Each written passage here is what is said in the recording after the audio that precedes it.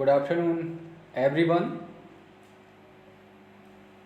आज का हमारा टॉपिक है इंग्लिश ग्रामर का, वो जो कि मोस्ट इम्पोर्टेंट एक फाउंडेशन बेस्ड जिसको कह सकते हैं टॉपिक, नाउन बेसिक्स, जो सभी के लिए इम्पोर्टेंट होता है, के बारे में पढ़ेंगे। हिंदी में जिसे संज्ञा कहते हैं, इंग्लिश में उसको कहते हैं नाउन। तो नाउन क्या होता है, कैसे हम इसको समझ सकते हैं, ये कितने प्रकार का होता है, क्या इसका महत्व है इंग्लिश ग्रामर में, ये सब हम आज की क्लास में सीखेंगे। ये बेसिक्स है इंग्लिश का, ये सबको आना चाहिए। फर्स्ट टू ट्वेल्थ सभी को इंग्लिश का नाउन का नॉलेज होना बहुत कंपलसरी है। तो चलिए शुरू करते हैं। नाउन के बारे में जानना, समझना, क्या उसकी परिभाषा, क्या उसकी डेफिनेशन होती है, क्या उसके काइंड होते हैं, कैसे हम उसको समझ सकते हैं। सबसे पहले at first we will now about the noun. What is noun? First question is create, what is noun? So our answer is, a noun is the name of a person, place, thing, quality, condition and action। पहले previous classes में normally पढ़ाया जाता है a noun is the name of any person, place और thing. हम इसको थोड़ा और बढ़ा देते हैं, पर्सन, प्लेस, थिंग तो हम इंक्लूड करते ही हैं, बिसाइड इट हम इसमें क्वालिटी, कंडीशन और एक्शन को भी ऐड कर देते हैं, तो ये थोड़ी स्पेसिफिक हो जाती है। पर्सन का मतलब आप बेहतर समझते हैं, कोई भी व्यक्ति हो सकता है। प्लेस यानी कोई भी स्थान हो सकता है। थिंग यानी कोई सी वस्तु। क्वालिटी यानी कोई सा भी गुण हो सकता है उसमें। कंडीशन यानी अवस्था हो सकती है, अवस्था को भी हम नाम देते हैं कुछ ना कुछ। और अगर हमने किसी चीज़ को या किसी स्थिति को कुछ नाम दिया है तो समझ लीजिए वो नाउन है। एक्शन, बहुत सारी एक्शन होती हैं, इन्हें हम एक विशेष नाम देते हैं। अगर हमने किसी भी कंडीशन को, एक्शन को, क्वालिटी को अगर कुछ नाम दिया है तो वो नाउन है। अगर सिंपल वे में कह दिया जाए तो नेमिंग वर्ड्स आर नाउन, यानी जो नाम है वही नाउन है। और एग्जाम्पल से हम इसे क्लियरली समझेंगे। जैसे पर्सन, पर्सन मतलब मैंने बताया था व्यक्ति होता है, और व्यक्ति कोई भी हो सकता है। सपोज दैट मैं पढ़ा रहा हूँ, टीचर एक व्यक्ति है। आप पढ़ रहे हो, स्टूडेंट, स्टूडेंट भी व्यक्ति ही होगा। मैन, वुमेन, सर, मैडम, नाम भी हो सकते हैं पर्टिकुलर पर्सन का, जैसे संजय, मोहन, राम, कृष्ण, गोपाल, कुछ भी हो सकता है। उसी तरीके से प्लेस देखिए तो जगह आती हैं उसमें, किसी भी गांव का नाम, शहर का नाम, देश का नाम, कुछ भी आ सकता है। जैसे हम दूर ना जाकर एग्जाम्पल अपने सराउंडिंग एरिया से ही लिखना चाहिए हमको। जैसे हम विद्यालय, हमारा स्कूल, हॉस्पिटल, टेम्पल, मॉस्क्यू, बहुत सारी चीज़ें, स्ट्रीट, है ना। इसी तरीके से थिंग देखिए, थिंग में आप वस्तुओं को इंक्लूड करते हैं। वस्तुएं बहुत सारी होती हैं, नॉन लिविंग होती हैं, उनमें जीव तत्व नहीं पाया जाता। जैसे कि पेन, पेंसिल, बुक, कॉपी, है ना, टाई, बस, कार, एक्स्ट्रा, बहुत सारी चीज़ें होती हैं। अब देखिए क्वालिटी, क्वालिटी एक होता है बंदे में, व्यक्ति में भी, वस्तुओं में भी क्वालिटियाँ होती हैं।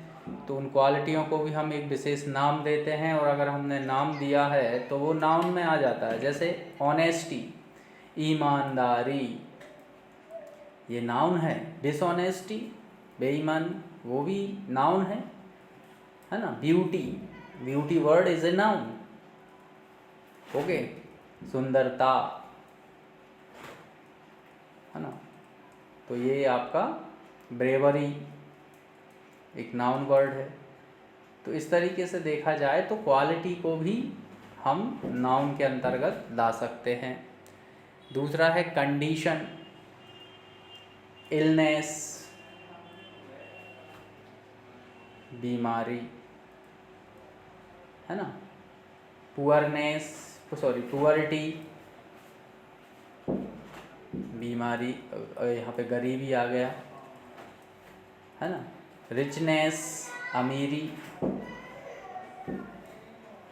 तो इस तरीके से देखा जाए तो कंडीशन को भी नाउन में ला सकते हैं। कुछ सफिक्स या प्रीफिक्स का यूज़ कर लेते हैं तो कुछ वर्ड नाउन में इंटरचेंज हो जाते हैं, है ना। जैसे ऑनेस्ट विशेषण है, ऑनेस्टी नाउन में आ गया, है ना। उसी तरीके से इल, बीमार, इलनेस, बीमारी,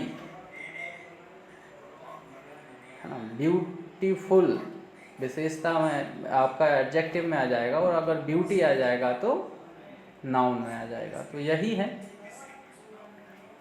अगला देखें, एक्शन, मूवमेंट। मूवमेंट एक्शन है बट वो नाउन में इंक्लूड होता है। तो ये कुछ देखें आप, तो NESS नेस ऐड कर दिया, TY ऐड कर दिया, है ना, TION ऐड कर दिया। तो ये एक बाय चांस कभी कभार अब बात के तौर पे ये इसमें मिस्टेक हो जाए, बट मोस्टली यही नाउन वर्ड की पहचान होती है। लास्ट में मोस्टली TION आपको देखने को मिलेगा, NESS देखने को मिलेगा, या TY देखने को मिलेगा। तो समझ लीजिए कि ये वर्ड आपके नाउन वर्ड हैं। चलिए अब नाउन के काइंड पे आते हैं। नाउन कितने प्रकार की होती है? जैसे हिंदी में नाउन 5 प्रकार का होता है, वैसे ही इंग्लिश में भी इसके प्रकार हैं, काइंड हैं। बहुत आसानी से हम इनको समझेंगे, बस आप ध्यान से देखते रहें और ध्यान से सुनते रहें। इसको रीड करोगे तो अपने आप सारे काइंड्स ऑफ नाउन आपको कभी पढ़ना नहीं पड़ेंगे, आपको एक बार में ही बिल्कुल बहुत अच्छी तरीके से आपका ये नाउन का बेसिक्स और बेस्ड क्लियर हो जाएगा।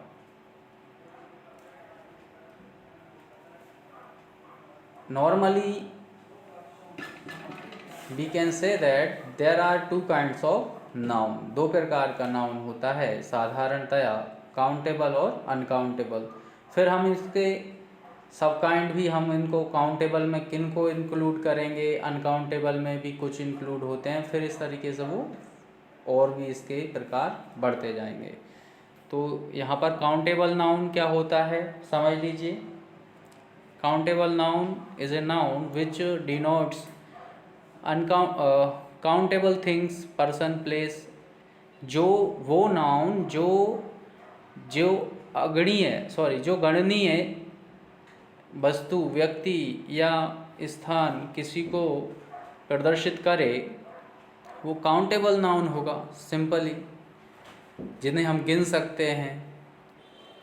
इसमें हम किन किन नाउन को इंक्लूड करते हैं वो देख लीजिए। तो इसमें हम 2 प्रकार के नाउन को सम्मिलित कर सकते हैं, एक प्रॉपर नाउन और एक कॉमन नाउन। अब प्रॉपर नाउन क्या होता है ये समझ लीजिए। Proper noun, the noun which denotes a proper person, place, thing.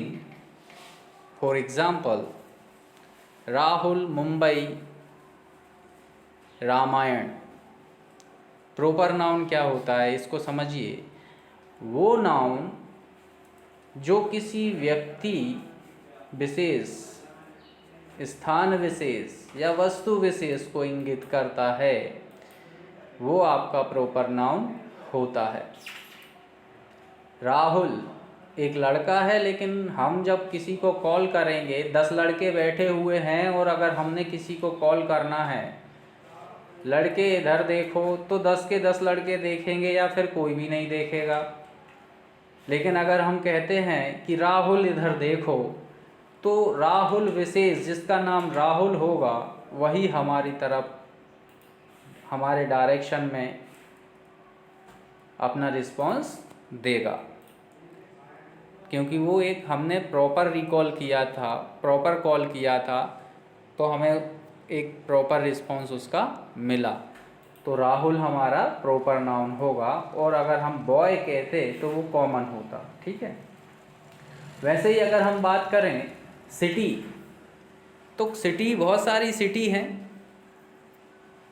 I am going to city for travel.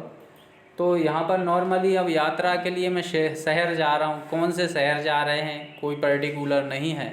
लेकिन मैं कहूँ कि मैं मुंबई घूमने जा रहा हूँ, मैं मुंबई घूमने जा रहा हूँ, I am going to travel Mumbai.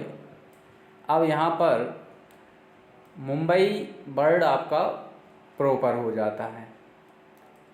उसी तरीके से थिंग में देखिए तो Ramayan is a holy book of Hindus. Ramayan हिंदुओं की पवित्र पुस्तक होती है। और अगर मैं कहूँ कि books are holy, these are holy books, तो ये कॉमन बात हुई, कौन सी हॉली बुक हैं भाई, कौन सी पवित्र पुस्तकें हैं। लेकिन जब मैंने पर्टिकुलर रामायण कहा तो हमारा ध्यान एक ही पुस्तक पे जाएगा, वो जाएगा रामायण पर। तो ये आपका प्रॉपर हो जाता है। समझ में आया। जब हम कोई पर्टिकुलर नाम दे देते हैं किसी भी व्यक्ति, वस्तु या स्थान को, जब हम कोई खास नाम से पुकारते हैं या उसे कुछ नाम दे देते हैं, तो वही आपका प्रॉपर नाउन हो जाता है। अगला देखें कॉमन नाउन। जस्ट इसका अपोजिट होता है कॉमन नाउन। कॉमन नाम से ही उसका हमें लग रहा है कि ऐसी वस्तु, व्यक्ति या स्थान जो कि कॉमन है, एक रूपता जिनमें पाई जाती है। इसकी डेफिनेशन से और क्लियर हो जाता है, the noun which denotes A common person, place, thing. ऐसा नाउन जो एक साधारण नॉर्मल व्यक्ति, वस्तु अथवा स्थान को इंगित करता है, कॉमन नाउन कहलाता है। मैन, दुनिया में न जाने कितने आदमी हैं। स्कूल, हजारों की तादाद में स्कूल हैं। बुक, लाखों करोड़ों बुक हैं। जब हमें इसको कोई ख़ास नाम नहीं दे रहे हैं, पूरी की पूरी एक इसका पूरा कास्ट शो कर रहे हैं, ना कि कोई ख़ास व्यक्ति विशेष या वस्तु विशेष या स्थान विशेष, तो फिर ये कॉमन कैटेगरी में आ जाता है। अब आप कहोगे मैं स्कूल जाता हूँ, भैया कौन से स्कूल जाते हो पता नहीं। अगर हम कहें कि I am going to school, the name of my school is Gyan Kunj school, सो ये आपका, अगर आप स्कूल बोलोगे तो कॉमन में जाएगा, और जब स्कूल को नाम दे दोगे तो वो प्रॉपर हो जाएगा। आई थिंक दैट सब कुछ क्लियर हो गया होगा आपके लिए, क्योंकि दोनों ही नाउन एक दूसरे के अपोजिट होते हैं। प्रॉपर का अपोजिट कॉमन और कॉमन का अपोजिट प्रॉपर। ठीक है, चलिए नेक्स्ट आता है इसका, इसी में हम ऐड करते हैं कलेक्टिव नाउन। कलेक्टिव नाउन भी एक एग्जाम्पल है काउंटेबल नाउन, मतलब हम इनको गिन भी सकते हैं। ठीक है, कलेक्टिव का मतलब हम किन्हीं चीज़ों का जब कलेक्शन करते हैं तो उसकी फॉर्म चेंज होती है, और फॉर्म चेंज होने के साथ साथ हम उसका जो बोलने का तरीका होता है वो भी हम बदल देते हैं। उसका स्वरूप परिवर्तन होता है तो उसका नाम भी चेंज हो जाता है, और जब नाम चेंज होता है तो वो कलेक्टिव नाउन बन जाता है। जैसे इसका डेफिनेशन देख लीजिए, the noun which denotes A group of person और अदर और creatures and collection of things. वो नाउन जो इंगित करता है किसी समूह विशेष को, जो व्यक्तियों का भी हो सकता है या दूसरे जीवों का भी हो सकता है या फिर वस्तुओं का भी हो सकता है, उसे हम कलेक्टिव नाउन कहते हैं। इसमें आपने देखा होगा कि एक व्यक्ति होता है तो उसको हम कुछ अलग नाम से पुकारते हैं, और जब वो समूह में आता है, या व्यक्ति हो या वस्तु हो या स्थान हो, तो समूह में उसकी परिभाषा, उसका नाम परिवर्तित हो जाता है। तो यही नाम का परिवर्तन ही आपका कलेक्टिव नाउन कहलाता है। ए क्रू ऑफ सोल्जर्स, भाई seller, sorry, A crew of sellers, यहाँ पर अगर देखा जाए तो नाविकों का समूह, क्रू होते हैं ना, चालक दल, किसी नाव को चलाने वाला चालक दल होता है, तो उसको हम क्रू ऑफ सेलर्स कहते हैं। वैसे एक सेलर होता है, लेकिन बहुत सारे जब मिलकर उसको चलाते हैं तो वो फिर क्रू कहलाता है, जिसमें बहुत सारा मेंबर होते हैं जो कि आपके बोट को या आपका शिप को ऑपरेट करते हैं। अगला एग्जांपल देखें, ए टीम ऑफ प्लेयर्स, एक प्लेयर होता है तो वो प्लेयर फॉर्म में कहलाता है, खिलाड़ी। जब खिलाड़ियों का समूह इकट्ठा हो जाता है तो फिर वो, हम उस समूह को टीम बोलते हैं, ना कि हम कहते हैं प्लेयर नहीं कहते। जैसे क्रिकेट टीम बनती है तो उसमें 11 प्लेयर होते हैं, तो हम ये नहीं कहते कि जैसे आप 11 प्लेयर हैं, हम उसको कहते हैं कि ये एक टीम है ना। उस टीम में वो सारे के सारे 11 प्लेयर आ जाते हैं। हमें फिर एक एक प्लेयर के कहने की आवश्यकता नहीं होती कि ये India suppose that India team का एग्जांपल ले लेते हैं कि भाई MS धोनी, विराट कोहली, है ना। एक एक प्लेयर का नहीं कहते, सिर्फ ये देते हैं टीम इंडिया कंप्लीट। तो यही चेंज आ जाता है ना। एन आर्मी ऑफ सोल्जर्स, अगला एग्जांपल देखें, an army of soldiers, an army of soldiers. अब यहाँ पर देखा जाए तो कोई एक सैन्य, एक सोल्जर को हम आर्मी नहीं कह सकते, एक सेना के जवान को हम नहीं कह सकते कि भाई ये आर्मी है। आर्मी होता है सैनिकों का समूह, जिसमें हज़ारों हज़ार सैनिक होते हैं, ठीक है। तो इस तरीके से जब कलेक्शन हो जाता है, वो नाम से ही आपको क्लियर हो रहा है कि जब चीज़ों को, वस्तुओं को, व्यक्तियों को हम इकट्ठा करते हैं तो उसका नाम कुछ बदल जाता है, और इसी बदले हुए नाम को हम कलेक्टिव नाउन कह सकते हैं, है ना। पढ़ना पड़ेगा थोड़े ग्रुप्स में क्या कहते हैं, ये सारा कुछ याद भी रखना पड़ेगा, तो आप आसानी से इसको समझ पाएंगे। चलिए अब कुछ और अदर एग्जांपल ले लेते हैं। ए फ्लीट ऑफ शिप्स, अब जहाज़ों का समूह, जत्था हम इसको कह सकते हैं, जहाज़ों का समूह। जब जहाज़ कहीं जाकर, पोर्ट पर कहीं जाकर, हार्बर पर इकट्ठा होते हैं जहाज़ एक जगह, जैसे बस स्टैंड पे बसें इकट्ठा होती हैं तो उसको बस स्टैंड कहने लगते हैं। उसी तरीके से जब जहाज़ कहीं जाकर इकट्ठा होते हैं तो उसको हम फ्लीट कहते हैं। क्या कहते हैं? फ्लीट कहते हैं, है ना। अगला एग्जाम्पल देख लीजिए,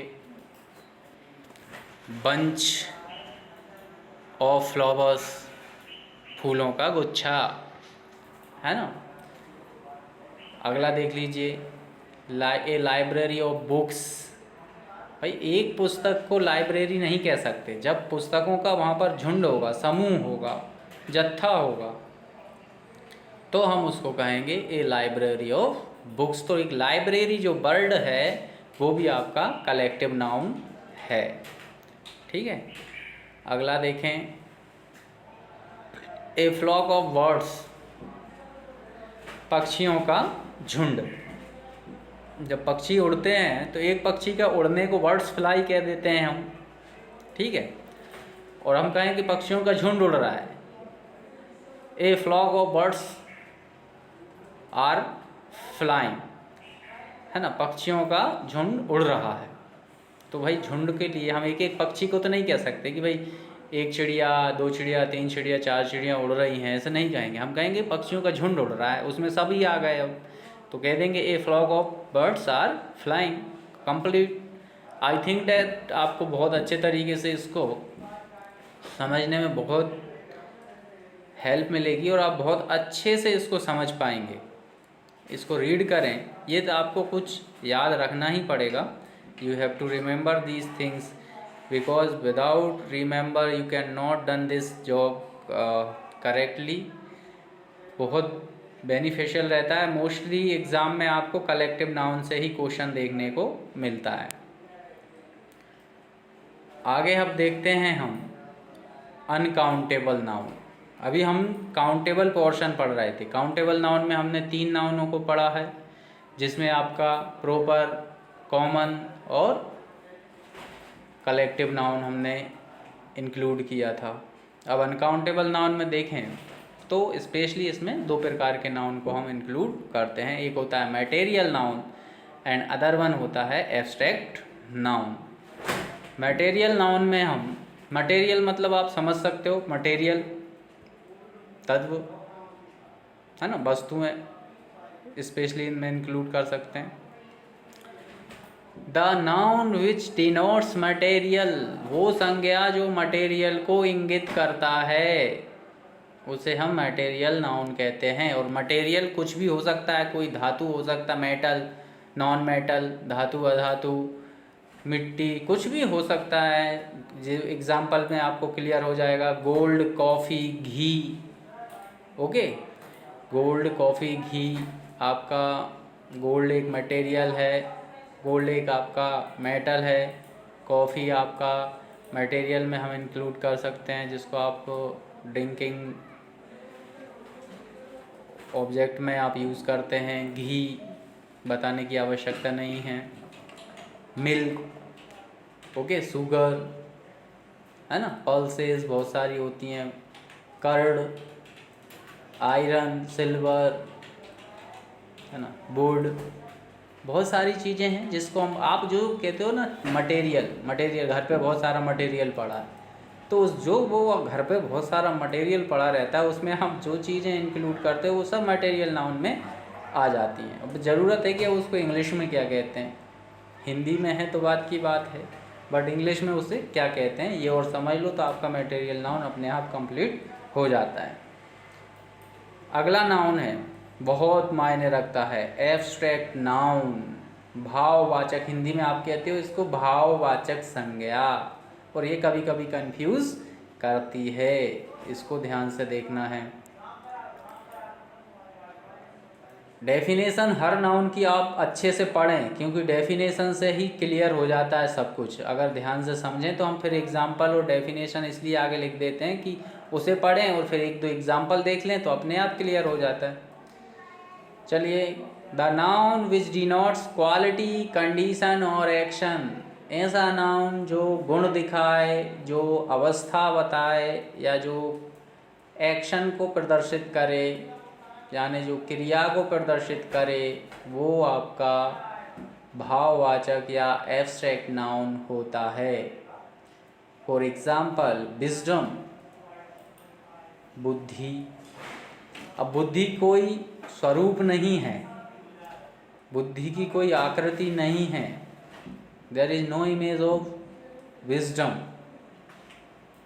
वी कैन जस्ट फील, हम इसको सिर्फ महसूस कर सकते हैं, पर उसको हमने नाम दे रखा है। भाई कह देते ना इसमें बहुत बुद्धिमान है, ये बहुत बुद्धि है इसके अंदर, इसका बहुत विवेक है इसमें, तो ये कोई दिखाता थोड़ी ना है, बट वो महसूस हम कर सकते हैं। तो उस अवस्था को हमने एक नाम दे रखा है विजडम, क्वालिटी को हमने एक नाम दे दिया है विजडम। एक होता है डलनेस, मूर्खता। अब वो दिखती थोड़ी है कि मूर्खता वाला कोई मूर्ख व्यक्ति है तो उसके सिर पे हमें कुछ अलग अजीब सा दिखेगा, हॉर्न्स वगैरह, आपके सींग वगैरह लगे नहीं दिखते हैं बेवकूफ़ पर्सन के, और बुद्धिमान के इधर कुछ अलग नहीं दिखता है, दिखते सब सेम है, बट क्या होता है क्वालिटियाँ चेंज दिखती हैं, उसके आधार पे उन्हें हम डिवाइड कर देते हैं। आया समझ? जैसे ह्यूमैनिटी, मानवता है ना, तो एक क्रूअलिटी होती है, तो फिर ह्यूमैनिटी, मानवता। अब मानवता कोई दिखाई थोड़ी देती है कि भाई मानवता, कुछ मानवता चली आ रही है, उसके अंदर बहुत मानवता बह रही है, ऐसा कुछ नहीं होता। उसके क्वालिटियाँ दिखती हैं, वो अच्छे अच्छे काम करता है जिससे लोगों का भला होता है, तो हम कह देते हैं कि भाई उसके अंदर मानवता के गुण भरे पड़े हैं, है ना। तो अगला देखें, ब्रेवरी, बहादुरी। अब बहादुरी का कोई पैमाना है क्या? बहादुरी का कोई स्वरूप है क्या? नहीं, बस भाव हैं। चाइल्डहुड, बचपना, ब्रदरहुड, भ्रातृत्व, मदरहुड, मातृत्व, तो ये सब गुण हैं, कंडीशन हैं, अवस्थाएं हैं। इनको हमने कुछ नाम दे रखा है। इलनेस, रिचनेस, पुअर्टी, ये सब अवस्थाएं हैं, कंडीशंस हैं। इनको हमने जो नाम दिए हैं वो आपके एब्स्ट्रैक्ट नाउन में आते हैं। इस तरीके से आपके ये नाउन के सभी इम्पोर्टेंट काइंड्स कंप्लीट होते हैं। एक बार जब आप इसका रिकॉल करोगे तो आपको पूरी तरीके से ये नाउन का डेफिनेशन और उस नाउन के सभी प्रकार, काउंटेबल में जितने इंक्लूड हैं, अनकाउंटेबल में जितने भी इंक्लूड हैं। काउंटेबल में हमने 3 संज्ञा यानी नाउन को इंक्लूड कर रखा है, जिसमें आपका प्रॉपर, कॉमन और आपका कलेक्टिव को इंक्लूड किया है। अनकाउंटेबल में आपके मटेरियल और एब्स्ट्रैक्ट को इंक्लूड किया है। इन सभी को आप एक बार रिकॉल करें, अपने रफ कॉपी पे इसको नोट डाउन ज़रूर करें। और आई होप दैट कि ये अब आपको फिर से कभी भी इसका रिवाइज भी ना भी करेंगे तो भी आपका कोई सा भी क्वेश्चन ऐसा नहीं रहेगा जो आपसे ना बने। बहुत अच्छे तरीके से आप इसको एक बार रिकॉल करोगे और ये हमेशा के लिए आपका तैयार हो जाएगा। Thank you for watching this video.